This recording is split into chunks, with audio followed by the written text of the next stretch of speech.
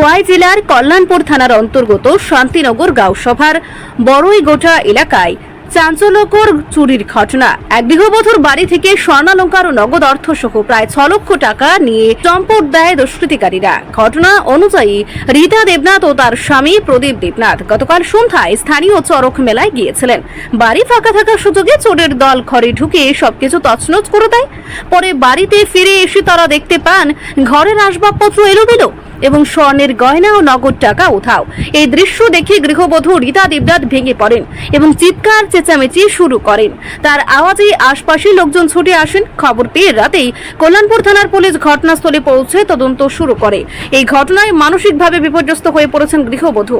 এলাকাবাসীর অভিযোগ, খোয়াই জেলার বিভিন্ন এলাকায় প্রায়শই চুরির ঘটনা ঘটছে, কিন্তু তার রোধে পুলিশ প্রশাসনের দৃশ্যমান ভূমিকা নেই।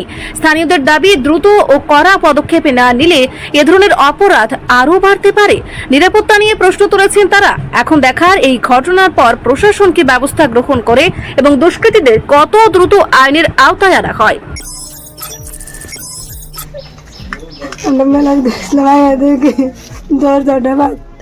हमको बिराला मना मजा करছে বলে সব কাগজপত্র সিলাই আয় দেখি এটা পড়ে বাস করে আমার গয়না সে নামটি সব আসলো খাইতেছে না কিচ্ছু পর্দা আনার তো সব হইলে জায়গা টাকা পয়সা টাকা দাঁড় করলে রাখছি না। এটা আসলো আপনি এটা এনে তুললে আনছি 60,000 টাকা।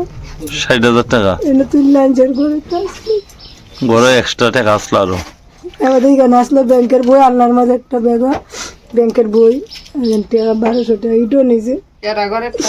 ওরে স্বর্ণ কি নিছে?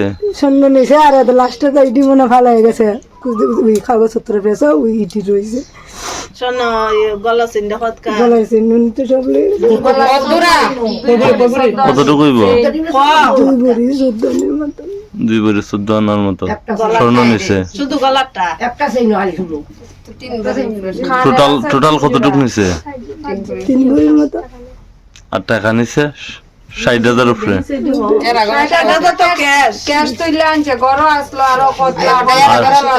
আর কোন জিনিস আনছে নি?